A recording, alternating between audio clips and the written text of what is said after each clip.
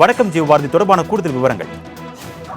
இலங்கை நாட்டினுடைய 10வது நாடாளுமன்ற தேர்தலானது சமீபத்தில் நடந்து முடிஞ்சிருச்சு. அதுல தேசிய மக்கள் சக்தி மிகப்பெரிய ஒரு வெற்றியை பெற்றிருந்தாங்க. கிட்டத்தட்ட 159 இடங்களை கைப்பற்றி ஆட்சி அமைக்கிறாங்க. அதுல குறிப்பிட்டு சொல்லணும் அப்படின்னா, கடந்த செப்டம்பர் மாதம் நடந்த ஜனாதிபதி தேர்தலையும் அனுரகுமார தான் மிகப்பெரிய ஒரு வெற்றியை வித்துட்டு இருந்தாரு. தேசிய மக்கள் கட்சி அன்றைய காலகட்டங்களில் மிகப்பெரிய வெற்றியை கைப்பற்றிருந்தாங்க. இந்த நிலையில இன்றைய தினம் 16வது பிரதமராக ஹரிணி அமரசூரியா தற்போது பதவியேற்றிருக்காங்க. அதே போல அந்த கேபினெட்டில் இருக்கக்கூடிய பல்வேறு அமைச்சர்களும் தங்களுடைய அந்த பதவியேற்பு பதவி பிரமாணங்களை பண்ணிட்டு இருக்காங்க.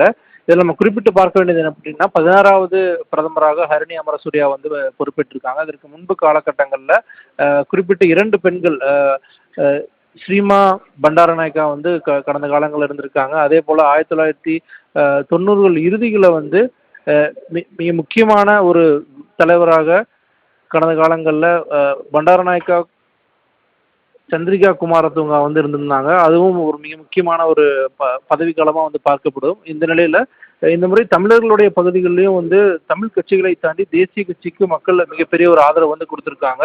பொருளாதாரம் உள்ளிட்ட மிகப்பெரிய சிக்கல்களை இலங்கை சந்திச்சு வந்த நிலையில ஒரு பெண் பிரதமரை தற்போது இலங்கை சந்திச்சிருக்கு. பெண் பிரதமர் கிடைச்சிருக்காங்க. இனி வரக்கூடிய காலகட்டங்கள்ல என்ன மாதிரியான புது திட்டங்கள், புது புது விஷயங்கள் பண்ண போறாங்க அப்படிங்கிறத பொறுத்திருந்தா பார்க்கணும். ஜீவபாரதி, இப்போ இலங்கையை பொறுத்த வரைக்கும் ஒரு பெண் பிரதமர் பதவியேற்றிருக்காங்க. இதனால இலங்கையுடைய அடுத்த கட்ட வளர்ச்சிகள் எந்த அளவுக்கு இருக்கும், அவங்களுடைய ஆக்கப்பூர்வமான செயல்பாடுகள் எந்த அளவுக்கு அமையும், விவரங்கள்? நிச்சயமாக முன்பு குறிப்பிட்டதை போலவே பொருளாதாரம், அதே போல குழந்தைகளுடைய அந்த கல்வி சார்ந்த விஷயங்கள் எல்லாமே மிகப்பெரிய ஒரு பிரச்சனையா கடந்த கோவிட் காலகட்டத்துக்கு பிறகு மிகப்பெரிய ஒரு பிரச்சனையா இருந்துருந்துச்சு. தமிழ் அரசியல் கட்சிகள் அப்படிங்கறது எல்லாத்தையும் தாண்டி தேசிய கட்சியினுடைய கை இந்த முறை ஓங்கி இருக்கு. கடந்த 78 ஆண்டுகளாக இலங்கையை ஆண்டுட்டு ராஜபக்சனுடைய குடும்பமானது முழுமையாக துடைத்தெறியப்பட்டிருக்கு. ஒரு புதிய அணி இலங்கையில கட்டமைக்கப்பட்டிருக்கு. அப்படிங்கும் போது இந்த வளர்ச்சியை நோக்கியும் குறிப்பிட்டு அண்டை நாடாக இருக்கக்கூடிய இந்தியாவுடனுடைய உறவு, மீனவர் பிரச்சனை உள்ளிட்ட பல பிரச்சனைகளுக்கு ஒரு தீர்வு எட்டப்படுறதுக்கான வாய்ப்புகள் இருக்கிறதா தான் பார்க்கப்படுது. அருணேஷ்,